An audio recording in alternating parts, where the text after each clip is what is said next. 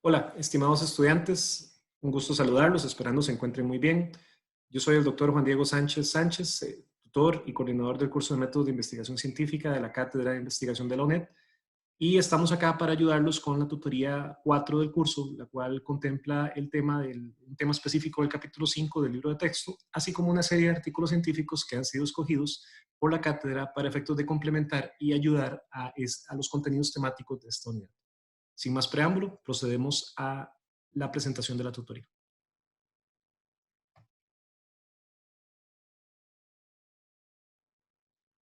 Como les indicaba, en pantalla ustedes tienen que los contenidos de este trabajo, de esta tutoría, que hacen referencia a una parte específica del capítulo 5, así como unos artículos de estudio, y en esencia la tutoría o la unidad lo que busca es los mejores métodos o las mejores formas de presentar la investigación científica. Es decir, una vez que concluimos todo el proceso de investigación, el cual hemos venido abordando en este curso, métodos, diseños, el planteamiento de tipos de investigación, entre otros, un poco la historia de la investigación científica per se, procedemos a la presentación, al reporte final, que en esencia es lo más importante, puesto que es por este medio que procedemos a enseñar los resultados, a mostrar los resultados y a detallar si los objetivos o los contenidos que queríamos indagar realmente fueron cubiertos y fueron abordados. Primeramente tenemos un tema relacionado con el capítulo 5 del libro de texto del curso, el cual hace referencia a lo que sería elaborar un proyecto de tesis. Este proyecto de tesis o investigación científica, realmente aquí hacemos más relación a lo que es una investigación científica, pero puede extrapolarse al concepto de tesis. Específicamente, ¿qué tenemos en este capítulo? En este capítulo tenemos el desarrollo de los objetivos. Los objetivos son muy importantes porque los objetivos me permiten guiar o me permiten determinar hacia dónde va la investigación y qué es lo que quiero encontrar con esta investigación. Si bien es cierto, yo tengo un tema, tengo un título, tengo un problema, los cuales van entrelazados entre ellos mismos y van uno respondiendo al otro, los objetivos me permiten pues llegar a un punto más específico o más concreto de qué es lo que quiero llegar, sobre todo los objetivos específicos. Los objetivos siempre, indiferentemente si es general o específico, ahorita vamos a hacer la diferencia, los objetivos siempre se conocen como un enunciado investigativo, es decir, se plantean en texto, se plantean por escrito y siempre me van a determinar hacia dónde va la investigación. Estos objetivos siempre me van a decir el rumbo y me van a decir el fin. ¿Qué quiere decir esto? El rumbo me van a indicar por dónde va la investigación, cuál es la metodología, cuál es el rumbo del trabajo, cuál es el tren de pensamiento o el tren de trabajo que debo llevar para lograr ese fin último del objetivo. El fin podemos verlo como la meta o como el alcance final del objetivo, hacia dónde quiere llegar y qué quiere llegar a probar el objetivo. El rumbo sería más bien hacia cómo llegar a ese objetivo. Los objetivos siempre van a estar relacionados con el tema de fondo, ergo con el problema de investigación, por lo tanto tienen que estar derivados de él. Es muy importante que si el objetivo me plantea un tema en particular, preferencias de consumo, los objetivos siempre estén ligados a ese concepto, preferencias de consumo. Los objetivos no deben desviarse del tema principal ni deben desviarse del problema principal. Tienen que ir siempre enfocados en esa línea para efectos de llegar a la investigación y terminar la investigación en buen término. Y claramente tienen que ser muy puntuales, muy precisos y muy claros. ¿Qué quiere decir esto? Tienen que ser al grano, directos, plantear una acción específica y plantear un contexto específico que sea realista, que se pueda alcanzar. No debemos salirnos nunca del contexto realidad de la investigación, no debemos plantear objetivos que sean muy ambiciosos en el sentido de que no se puedan alcanzar. Hay que ser ambicioso, por supuesto, en investigación, pero no al punto de no poder alcanzar esta investigación. La parte de los objetivos se plantea específicamente en la sección 5.3 del libro de texto y planteamos dos tipos de objetivos, los objetivos generales y los objetivos específicos. El objetivo general usualmente suele ser uno y casi siempre en un trabajo de investigación va a ser un solo objetivo. No por esto quiere decir que no puedan haber dos objetivos generales. El tema es que por cada objetivo pues llevará sus objetivos específicos y su contenido metodológico, entonces la investigación tiende a hacerse mucho más grande. El objetivo general es muy importante que responda de forma directa al problema. Si el problema te plantea cuáles son las preferencias de consumo en el mercado central de San José durante el tercer cuatrimestre del 2020, el objetivo debe responder a eso, analizar las preferencias de consumo y respetando, siguiendo y derivando la misma redacción que tiene el problema.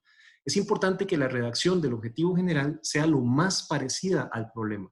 Entre más nos alejemos de esa relación que pueda existir entre la redacción de uno y el otro, más dispersa va a ser la investigación y el objetivo puede quedar un poco más mal planteado. Entonces la idea es que se respete incluso el espacio y el tiempo en el objetivo general. Esto es muy importante. Es decir, habíamos hablado del mercado central de San José y dijimos tercer cuatrimestre del 2020. Lo ideal es que el objetivo general también lleve eso.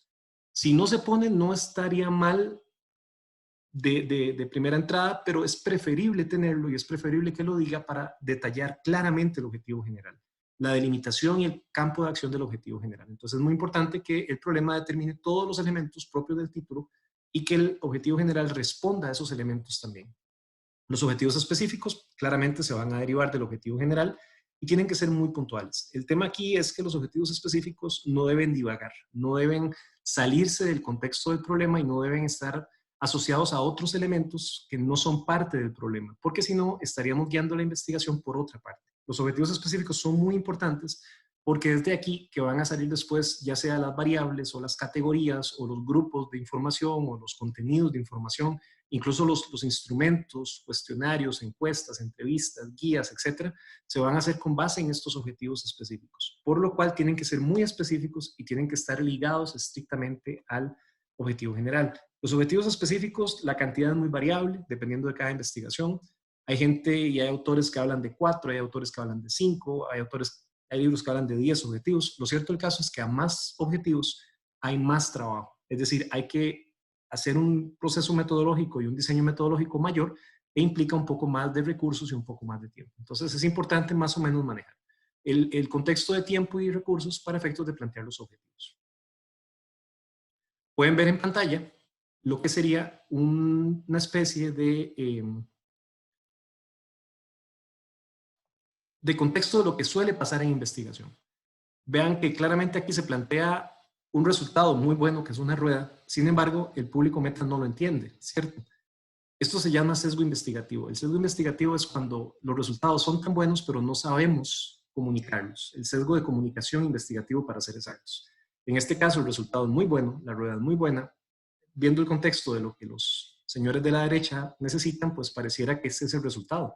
El problema es la divulgación. En este caso, la divulgación está fallando. De aquí es importante entonces que los objetivos, que el problema y que la divulgación, que posteriormente vamos a ver, sea la correcta. ¿Cómo se plantean específicamente los objetivos?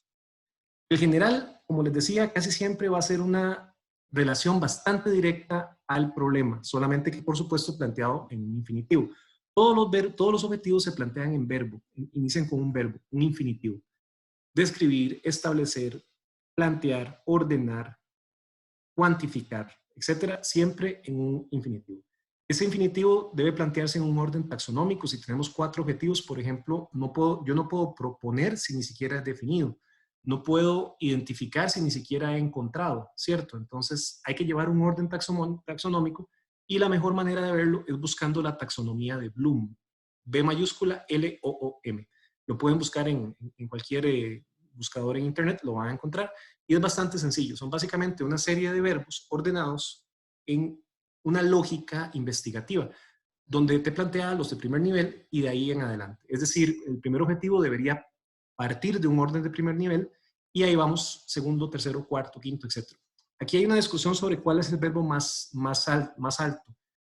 Algunas taxonomías definen evaluar como el verbo de mayor conocimiento, pero realmente si uno lo analiza, el verbo de mayor conocimiento o que genera mayor investigación es crear, porque crear viene después incluso de evaluar, ¿cierto?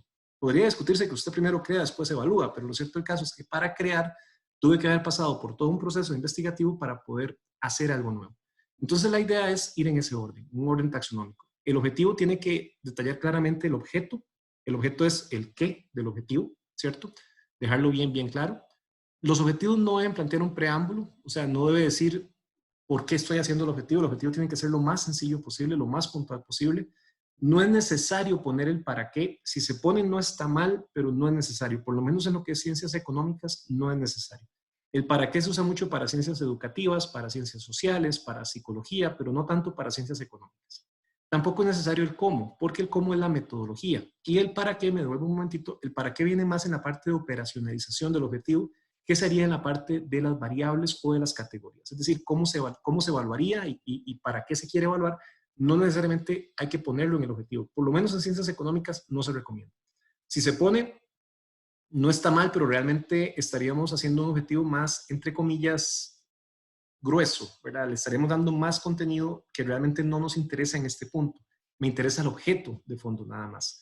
No es necesario poner el espacio y tiempo, salvo en el general. El general es preferible poner el espacio y tiempo. En el general sí, entonces analizar las preferencias de consumo del mercado de comidas rápidas en el Cantón Central de San José durante el tercer cuatrimestre del 2020. Ahí sí, objetivo general que contemple todo, para que responda directamente al problema. Pero un objetivo específico, no. El objetivo específico tiene que ser lo más sencillo posible. Definir el perfil del mercado meta, nada más. Si le quieren agregar con el fin de, estaría bien, pero realmente en ciencias económicas viene a agregar más. ¿Y cuál es la lógica de esto? Que de cada objetivo debería salir al menos una variable. Si yo le pongo definir el perfil del mercado meta con el fin de establecer precios de mercado, tendría dos variables. Perfil de mercado meta, precios de mercado. Entonces me vuelve muy complejo y ya estaríamos hablando de objetivos complejos. Por lo menos desde el punto de vista que compete en esta materia, que es el tema de las ciencias económicas y administrativas, se recomienda que el objetivo sea puntual, definir el perfil del mercado meta, identificar el precio de mercado, detallar la lista de consumidores visitantes al lugar, lo más puntual posible, que el objeto sea uno, que no sean varios. Depende de la ciencia totalmente, ¿verdad? El objetivo va a depender de la ciencia a efectos de plantearlo. En medicina, por ejemplo, ahí se plantea el para qué y el cómo, muy claro, tiene que estar, de hecho. En educación también, un objetivo de un programa de curso tiene que decir el para qué y el cómo, pero en ciencias administrativas no. En ciencias económicas se sugiere que no y es preferible no hacerlo. Este es un buen ejemplo de un orden taxonómico. Primero se identifica, después se define, después se establece y por último se plantea. Identificar el perfil de mercado meta, definir la mezcla de mercadeo adecuada, establecer los puntos de ventas idóneos, plantear la estrategia de comunicación del producto. Entonces tenemos un orden, ¿cierto? Yo no puedo plantear algo sin ni siquiera identificado. Casi siempre, por lo menos en lo que son estudios de mercado, van a ver que el primer objetivo va a ser relacionado con quién, o sea, el perfil de mercado meta o qué, ¿verdad? No necesariamente solo en mercadeo, podemos hacerlo en finanzas, identificar los flujos financieros del negocio, definir los puntos de mejora en el manejo de recursos, establecer las métricas de control interno, plantear la estrategia de gestión de recursos adecuada para la empresa. Hay algunos autores que van a leer que dicen que no es correcto poner en objetivos temas como adjetivos, adecuado, óptimo, etcétera. En ciencias económicas sí, porque son objetivos que me permiten generar investigación y a la vez dar algo que sea lo preciso y lo necesario para el objeto que estoy investigando. Plantear la estrategia óptima de mejora, por supuesto que si es una estrategia de mejora en finanzas o mercadeo o negocios o comercio internacional, tiene que ser la óptima. Si no lo ponen, tampoco está mal, pero en ciencias económicas y desde esta óptica es válido, es totalmente válido. Quizás en educación no, porque en educación debe ser muy objetiva, ¿cierto? A pesar de que es individualizada en casi todos los casos, debe ser muy objetiva. Entonces, ahí quizás sí es mejor no usar esos adjetivos. Igual en este capítulo, en la parte de justificación, la siguiente sección del libro, hablamos un poquito de lo que es la justificación. La justificación viene después de los objetivos. De igual hay autores que encontrarán que dicen que primero se justifica, después se plantean los objetivos. Por lo menos desde el punto de vista de la administración y ciencias económicas, se recomienda primero plantear objetivos y después la justificación, porque si ni siquiera sé lo que voy a hacer, ¿cómo voy a justificarlo? ¿Okay? Entonces creo que es un poco más lógico. Primero objetivos, después justificación. La justificación siempre se plantea en un enunciado narrativo, es decir, se cuenta, es como contar una historia, decir qué es lo que quiero, cómo lo voy a hacer. La justificación siempre detalla los motivos de fondo del trabajo.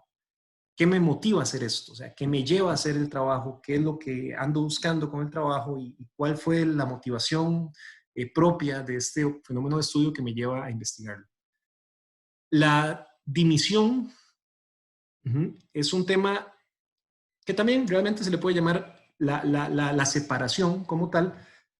Hace referencia básicamente a que hay tres justificaciones que ya las vamos a ver. Y finalmente la limitante de la justificación también siempre debe tomarse en cuenta, justificarse en función de los conceptos de espacio, tiempo, recursos. ¿Cuáles son los tres tipos de investigación? De justificación que tenemos. Tenemos la justificación práctica, quizás la más importante de todas. La que es básicamente el para qué, el por qué quiero hacer. Esta es la que estamos bastante acostumbrados a hacer, el por qué quiero hacer el trabajo, para qué se busca con el trabajo, qué se quiere con el trabajo, ¿Cuál es la contribución que yo espero generar al campo de estudio, a la ciencia con este trabajo? ¿Qué es lo que quiero? La metodológica es importante porque me va a decir, toda la premisa del conocimiento científico es que mi criterio como investigador no debe afectar el proceso científico, sino que yo debo basarme en técnicas metodológicas precisas y adecuadas que me permitan llegar a ese punto final de la investigación. Entonces, realmente, la estrategia metodológica de justificar, o la justificación metodológica, hace referencia a indicar qué técnicas, cómo voy a hacer el trabajo, qué justifica el trabajo. Entonces, el presente trabajo se justifica en el hecho que se hace un estudio de campo, que se hace una revisión documental, que se hace una entrevista, etcétera. Pero no porque yo lo digo, sino porque hago un estudio de campo que me permite obtener los resultados y las técnicas metodológicas precisas y adecuadas para llegar a este resultado final. Y finalmente, la justificación teórica es básicamente indicar sobre cuáles conocimientos existentes, sobre cuáles teorías se fundamenta este trabajo. Es decir, si es un trabajo de administración, perfecto, se fundamenta en la teoría de administración, pero específicamente según autores como tales y tales en el área de mercadeo, particularmente en ventas y en conducta del consumidor. O en finanzas según autores como tales y tales, específicamente en el tema de flujos financieros, basados en la parte de contabilidad, así como en la parte de razones de liquidez. Es decir, tenemos que señalar cuál es la base teórica para hacer este trabajo. Este trabajo, podemos entenderlo así, si yo tengo un documento y ni siquiera he visto el título del trabajo, abro el documento y lo veo en la justificación teórica, esa justificación teórica de una página, o un poco menos incluso, me debe decir de qué trata este trabajo teóricamente. La metodológica me tiene que decir qué fue lo que se hizo o lo que se hace para efectos de justificar el trabajo en términos de técnicas de estudio, y la práctica que se quiere, que se busca, porque vale la pena.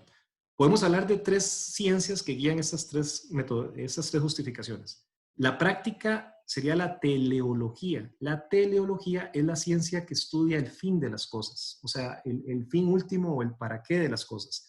En este caso, la práctica es eso, ¿para qué se quiere hacer? Obviamente la metodología, en la parte metodológica, cómo se hace, cuál es el plan de trabajo, y la epistemología en la parte teórica, en qué fundamento conceptual y teórico, en qué conocimiento se basa este trabajo. Aquí pueden verlo, cómo es importantísimo que antes de iniciar un trabajo, el modelo que se vaya a hacer, el método que se vaya a hacer, la justificación y los objetivos sean correctos. Si analizan a la izquierda, la técnica de lanzar no está tan mala, está lanzando hacia arriba, pareciera que es una técnica correcta. Pero si ven a la derecha, claramente nunca iba a volar. No se lanza un barco, se lanza un avión. La técnica quizás no la errónea, el problema es el método que se utilizó. El diseño desde un inicio, tanto el diseño así como el método de lanzar un barco, no es correcto. La técnica pareciera que no está mal, porque la técnica de lanzar está correcta, pero el diseño desde un inicio venía malo. Es decir, la justificación y los objetivos venían malos y claramente un barco nunca iba a volar. Por eso es muy importante esta primera parte. Una vez llegados a este punto, cubrimos la parte referente a lo que son objetivos y lo que son las justificaciones. Procedemos a ver lo que serían la segunda parte de la unidad, que estaríamos haciendo referencia a los artículos científicos propios del trabajo o de la unidad que tenemos como contenidos y que vienen a complementar un poco el tema de la presentación y la divulgación de los resultados. Lo primero que tenemos acá importante en los artículos es el concepto de la metodología de la revisión de información.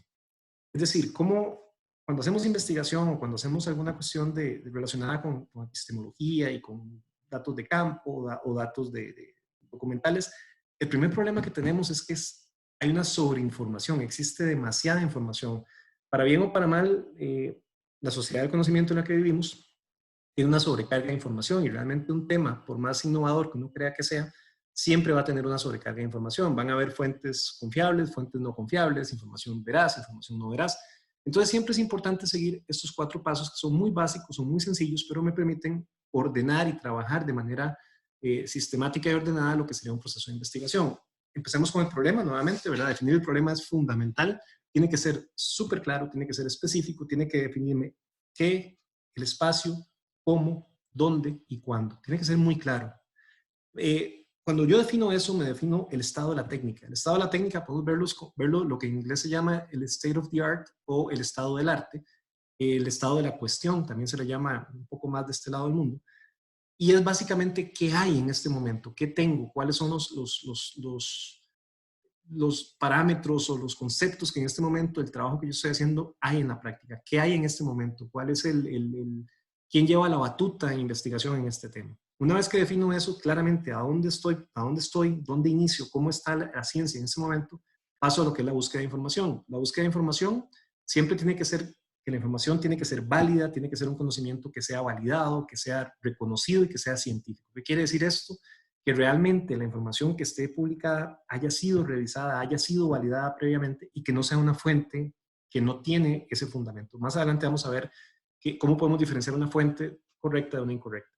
Una vez que filtramos esa información y que sabemos que solamente la información que tenga que ver con mi problema y que sea válida la utilizamos, empezamos a organizar. Se pueden hacer hojas de cálculo, se pueden hacer diagramas.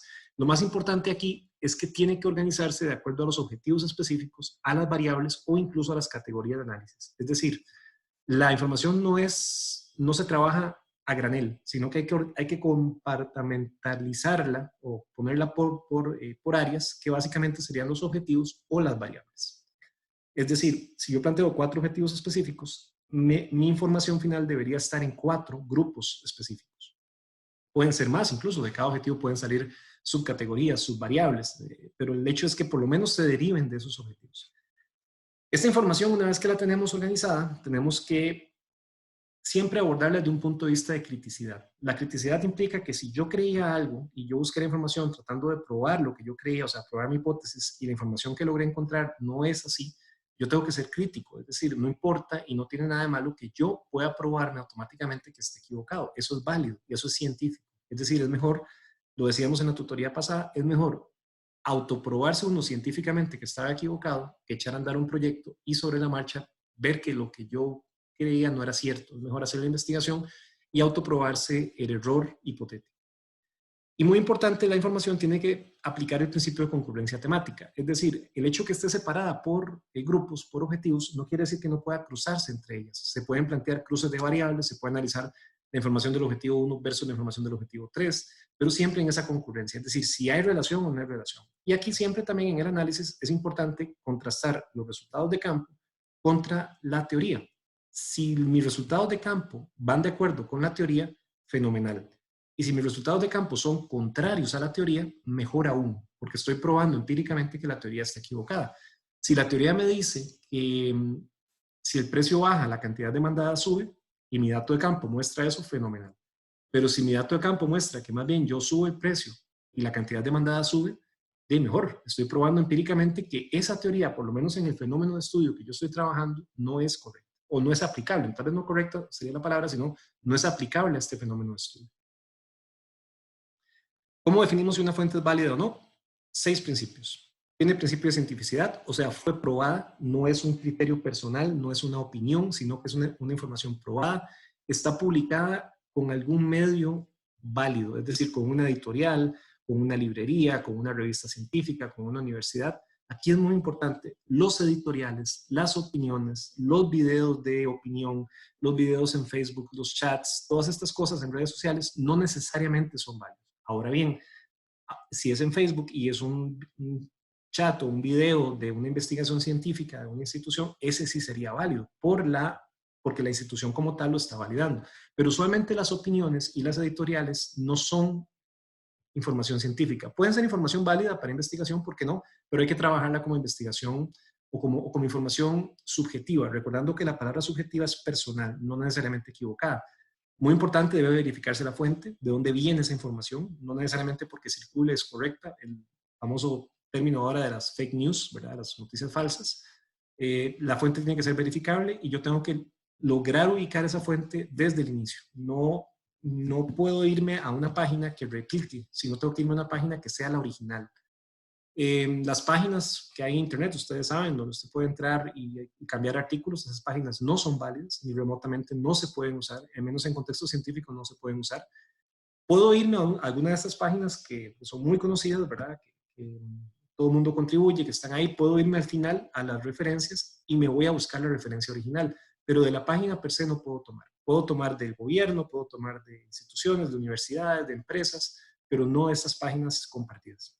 Tiene que haber toda investigación científica, tiene que tener una revisión previa, es decir, si está publicada, quiere decir que pasó por revisores, llámese editores, evaluadores, etcétera. Por eso se llama científica, porque fue probada y fue aceptada.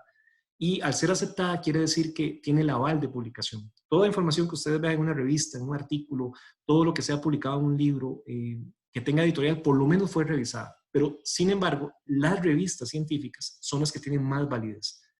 Muchas revistas científicas, sobre todo las más fuertes, tienen lo que llaman la modalidad blind par, que por lo menos 2 personas, sin saber quién es el autor, revisan el artículo, revisan los resultados y dan su criterio. Si no están de acuerdo y si hay un tema de fondo, no tanto estar de acuerdo, sino un tema de fondo científico que no sea correcto, entonces el artículo se rechaza y ni siquiera se publica. Por eso el conocimiento en artículos científicos es tan importante y es lo más válido que tenemos como sociedad, porque es lo que lleva la punta de lanza en la investigación, y usualmente el artículo sale primero que un libro. El libro termina siendo más una compilación general de varios artículos que la información primaria tal cual.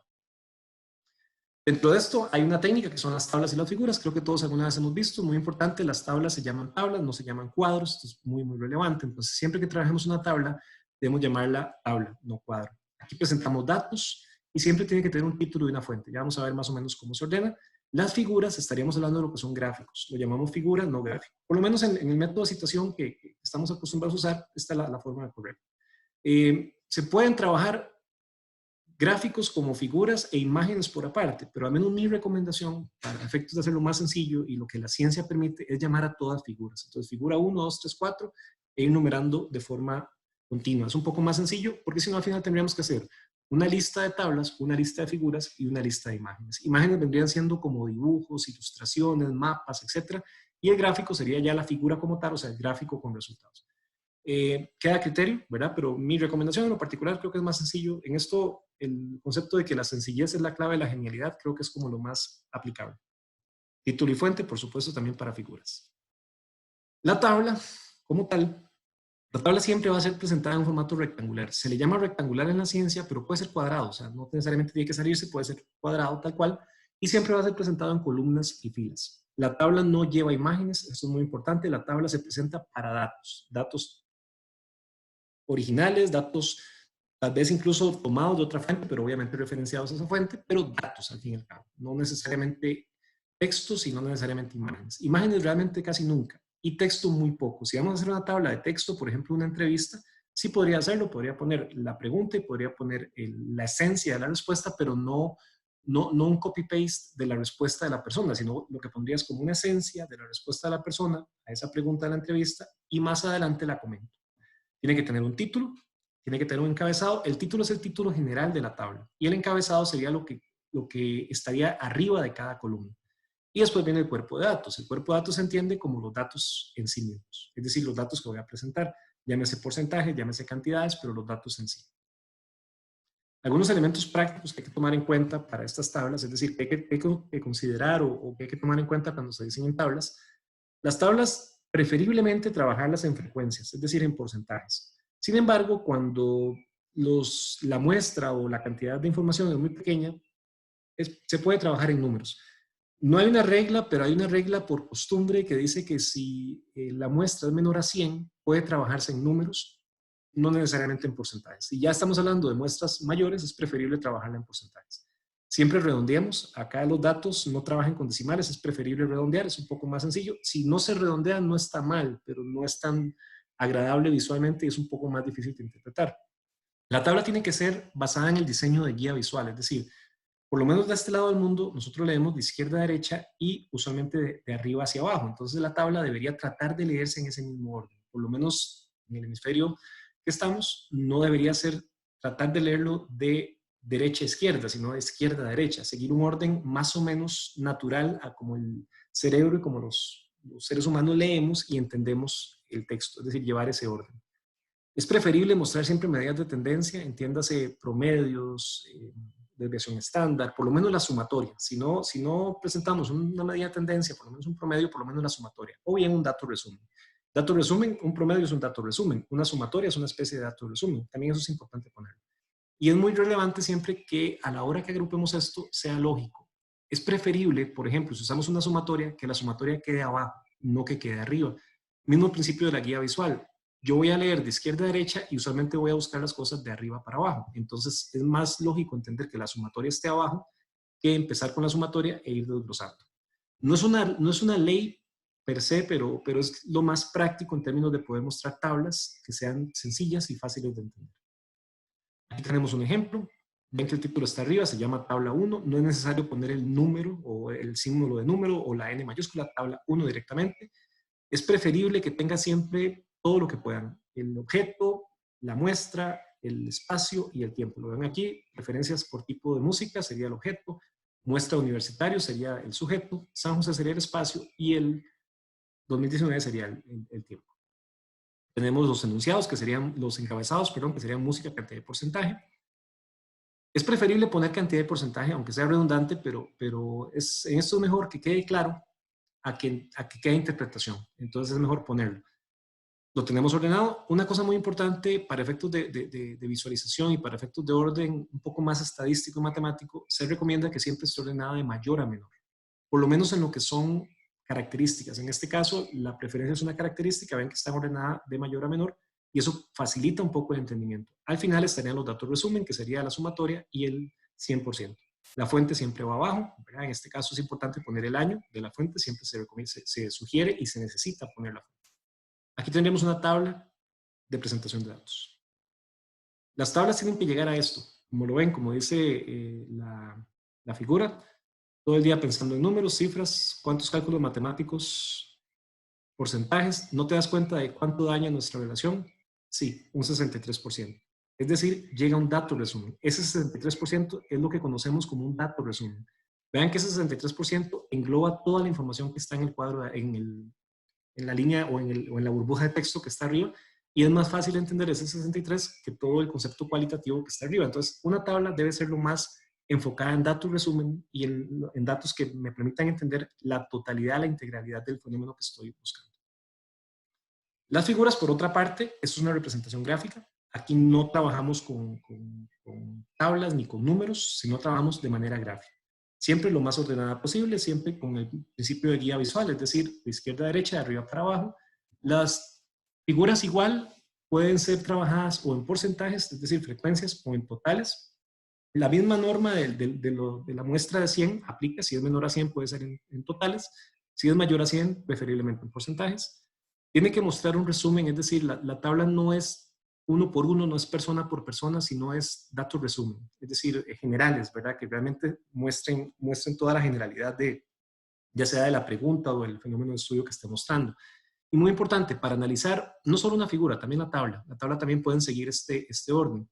Se describe la figura, o sea, qué dice la figura, se implica, qué quiere decir, esa parte de implicación en mi análisis, qué se entiende, qué implica, qué demuestra, qué connota, etcétera, ¿verdad?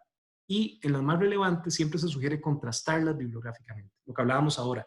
Lo anterior dice que el 30% quiere color rojo, lo cual es producente con lo expresado con X autor, quien dice que el color rojo ayuda a tal cosa. Puede ser producente o puede ser contraproducente. Es decir, el dato puede estar a favor de la teoría o puede estar en contra, lo que decíamos hace unos minutos. Es decir, yo debo contrastar mi investigación, debo contrastar mis resultados versus la teoría que me llevó a este punto.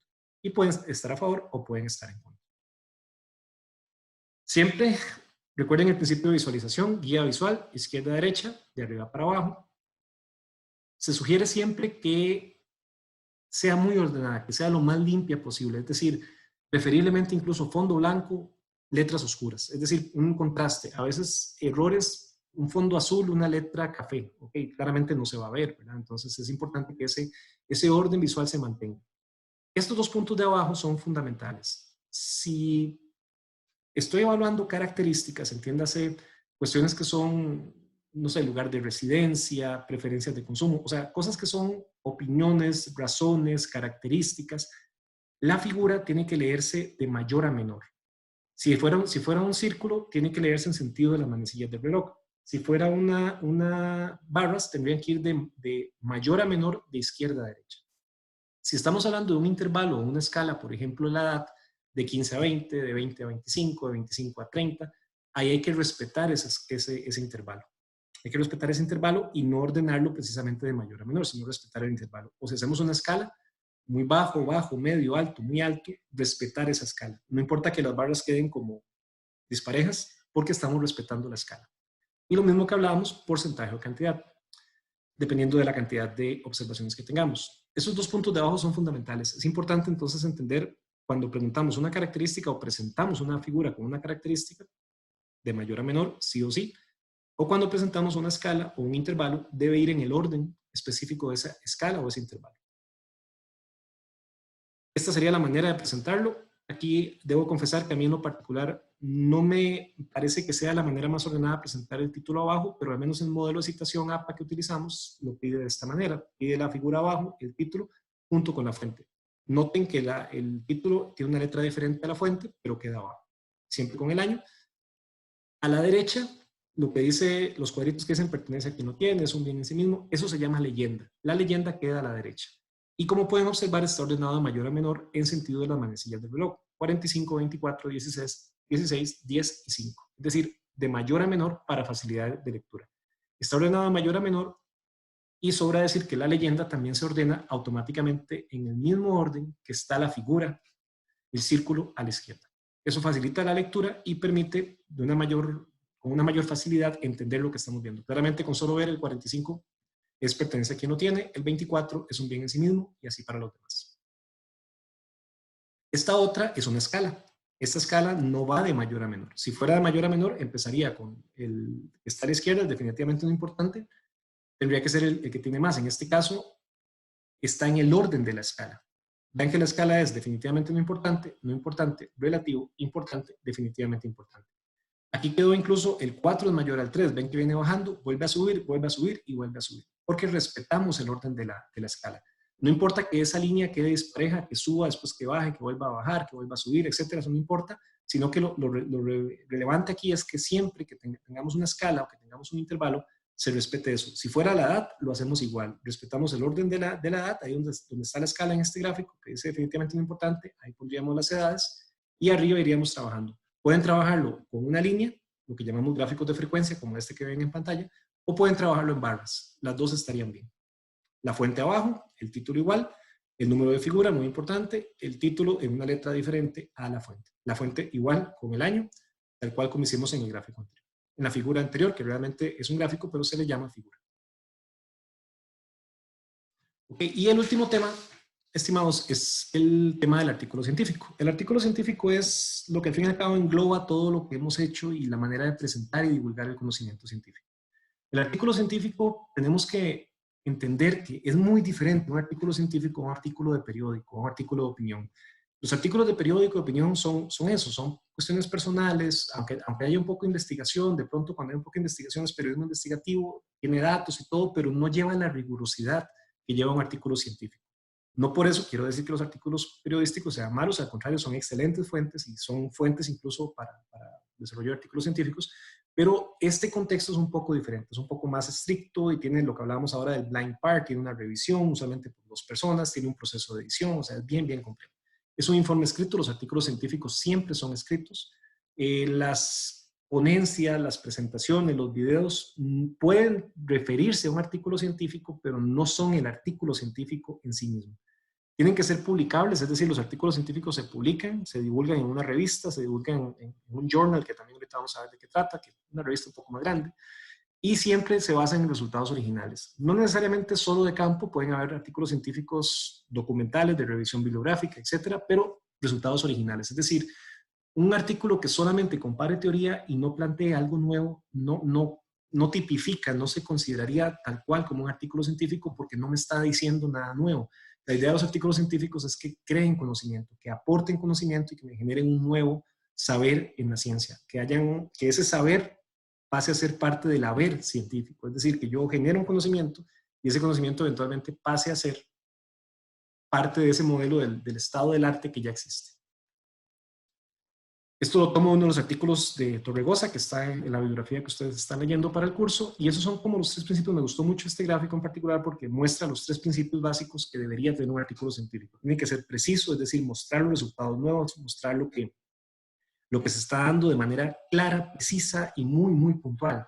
Tiene que ser claro, es decir, la metodología tiene que estar bien planteada, tiene que mostrarse claramente cómo se llegó a ese resultado, qué fue lo que se hizo, tiene que haber una transparencia absoluta en el manejo de los datos, así sean datos bibliográficos o información bibliográfica, una transparencia absoluta. Esa claridad podríamos, tal vez a mi criterio, incluso ligarla concepto de transparencia ética, porque es el manejo de la información, que se vea claro cómo lo trabajé, y muy importante la brevedad. Brevedad relativa, porque se dice brevedad porque un artículo científico ronda entre 25 a 35, máximo 40 páginas, y ya 40 está un poco largo. Realmente podemos cerrarlo como en 30, 35 páginas, incluso menos, dependiendo de la revista. Eso varía mucho del contexto de la revista. Se le dice breve porque una tesis, podemos hablar de 250 páginas. En cambio, todo lo que se hace en una tesis tiene que resumirse en un artículo científico de apenas 25 páginas. Entonces, a veces es fácil escribir mucho, pero ser concreto cuesta, ¿cierto? Porque tenemos que llegar a un punto donde lo más importante lo estoy sintetizando, lo estoy analizando y estoy proponiendo algo nuevo. Entonces, es importante que sean bastante breves. Esquemas hay muchos, realmente para efectos de crear artículos científicos hay muchos. Sin embargo, ya en la ciencia y en el arte y en la práctica, casi siempre se piden estos puntos. Un resumen o un abstract. De hecho, se pide siempre resumen, y el abstract, que vendría siendo ese resumen en inglés, 350 palabras, 400 palabras. Una introducción. Ahí siempre también se agregan, van a ver los keywords o las palabras clave, que son unas 4 o 5 palabras que me sirven como búsqueda para el artículo. Siempre es importante la introducción, de qué trata, los materiales y los métodos, qué se utilizó y qué se hizo en el artículo, cuál fue la metodología utilizada, por supuesto que los resultados, que pueden ser de campo o pueden ser bibliográficos. La discusión es la parte más importante, quizás. Es decir, ¿qué hago yo con esos resultados? ¿Cómo los trabajo? ¿Qué le hago a esos resultados? ¿Qué propongo? ¿Qué creo? ¿Qué discusión genero? ¿Cuál crítica estoy realizando? Si voy a proponer algo, aquí en la discusión entraría. Si estoy creando un nuevo modelo, aquí lo pondría. Y por supuesto, todo artículo científico tiene que tener una literatura, es decir, la bibliografía. Un artículo que no tenga bibliografía, a priori, se descarta como artículo científico. No entraría a ser un artículo científico. Esa parte de la discusión, repito, es la parte más importante. Si hubiese una propuesta de algo nuevo, un modelo, una nueva teoría o un nuevo modelo econométrico que fuera estadístico, ahí se pondría el modelo. Una propuesta de un lanzamiento mercadológico también estaría en esta parte de discusión. ¿Dónde podemos encontrar publicaciones científicas? Todo lo que sean revistas científicas, las famosas revistas científicas indexadas, si han escuchado el concepto. Indexadas, que es que estén sujetas a un índice internacional, como por ejemplo Scopus, Cielo, incluso Latin Index, Dialnet, que agrupan estas revistas y uno puede buscar por palabras claves o por conceptos, y ahí me salen todos los artículos que tengan que ver del tema que esté buscando. Los journals son una especie de revistas electrónicas y agrupan diferentes artículos de diferentes revistas. Son más como una especie de diario, más allá que una revista. La revista es un poco más específica, y la revista casi siempre presenta resultados, no, casi siempre no, de hecho que siempre van a ser resultados nuevos o artículos nuevos, y el journal a veces pueden ser compilaciones de otras revistas. Esas revistas están en bases de datos, los artículos están en bases de datos. Muy importante, las ponencias no son artículos científicos. Una ponencia puede ser, por ejemplo, una presentación de una investigación que yo hago. Ahora, de esa ponencia yo puedo generar un artículo científico, pero la ponencia en sí misma, la presentación, no se considera artículo científico. Tendría que hacer el artículo, seguir la rigurosidad académica, someterlo a revisión, publicarlo para llamarse artículo científico. Los seminarios igual, si se imparte un seminario y la memoria del seminario las presentaciones del seminario no son artículos científicos, pero igual son la base para eventualmente generar un artículo científico.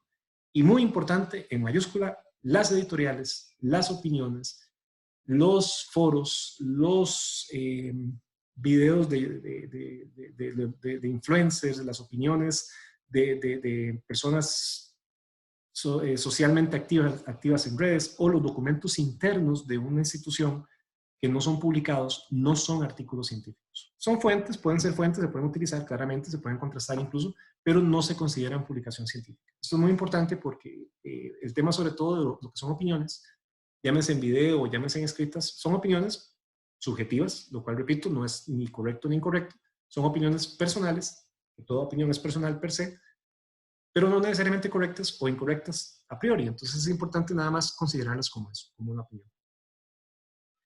Más o menos este es el camino que lleva un artículo científico, lo ven ahí, donde está mi artículo, y tengo que pasar por todos hasta que llega allá. Atrás dice paper accepted, o sea, artículo aceptado. Pasa por revisores, pasa por editores, pasa por el consejo editorial. Es bien complejo. Un artículo científico puede llevarse un año, incluso en una revisión va y viene, regresa, hay que agregarle, hay que quitarle, se puede redactar hasta 3, 4, 5, 6 veces, hay que quitarle más, ponerle más, e incluso hay artículos que se rechazan a priori. Les puedo contar el caso personal, he tenido artículos que se publican en 3 meses, otros que me lo rechazan de primer plano y otros que duran 1 año y medio, creo que es el récord que tengo que se me ha publicado más tiempo, y también tengo artículos que me los han rechazado a priori. Es todo un tema, ¿cierto? Porque realmente, ¿qué es lo que buscamos con esto? Divulgar información, compartir resultados, hacer investigación y divulgar un poco lo que estamos trabajando.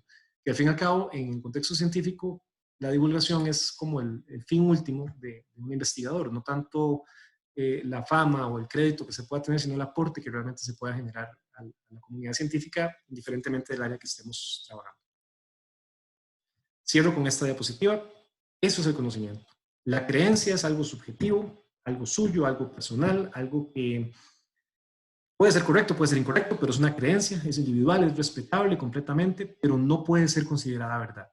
La verdad, por lo menos desde el punto de vista de la epistemología y la ciencia, tiene que ser algo que está probado, algo que se puede probar. En el momento que yo tomo mi creencia, planteo una hipótesis y logro probar esa hipótesis de manera científica, repetitiva e irrefutablemente, pasa al circulito del centro o a la especie de media luna del centro, que sería el conocimiento. A eso lo llamamos conocimiento científico. Una creencia que se prueba empíricamente y que fue divulgado el resultado, se pudo publicar el resultado, ergo pasa a ser verdad. Pero una creencia por sí misma, hasta que no la pruebe, no podría decir que es una verdad. Las creencias son respetables en todo sentido, pero hasta que no lo podamos probar, sigue siendo una hipótesis. Una vez que la logro probar, salvo que otra persona me pruebe de igual magnitud que yo estaba equivocado con un método similar que pruebe empíricamente que lo que yo probé en primer lugar estaba equivocado, ahí sí, ahí podríamos rebatir el conocimiento. Pero cualquier crítica que me hagan sin fundamento es su creencia. Y esas críticas sin fundamento realmente no deberían importarnos mucho en investigación, porque si yo logré probar algo empíricamente y mi modelo lo logré probar o mi resultado lo logré probar, no habría por qué tan siquiera preocuparse mucho por opiniones, salvo que la opinión sea basada en un fundamento científico, y ahí sí, ahí tendría una prueba que me estaría tirando abajo mi hipótesis. Nada más un criterio, hay un término en latín muy importante. Cuando yo tengo un conocimiento y que no me han probado que es contrario, eso se conoce como iuris tantum. Se usa mucho en derecho también, que es, esto es así hasta que me prueben lo contrario con algo de igual magnitud. Esta es la creencia, esta es la verdad probada, este es el conocimiento, hasta que me logren probar con un modelo parecido o de mayor magnitud que yo estoy equivocado. Entonces, ese iuris tantum, ese tantum es mientras tanto. Hasta que no me prueben lo contrario, es conocimiento científico. Importante con esto.